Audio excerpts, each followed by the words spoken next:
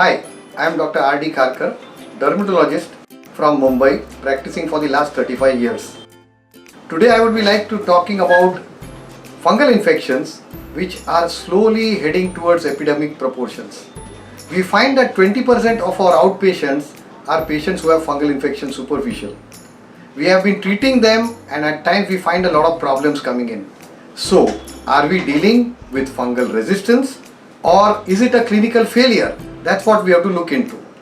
What do we have to treat the fungal infections today? In the topicals, we have luliconazole, sertaconazole, ibuprofen, which are the leaders today. In the oral medicines, we have itraconazole, terbinafine, griseofulvin and fluconazole.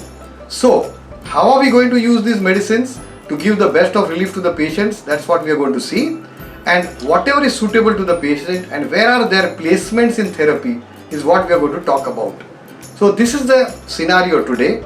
The number of fungal infections is on the rise and how do we manage them is what we are going to discuss. Thank you.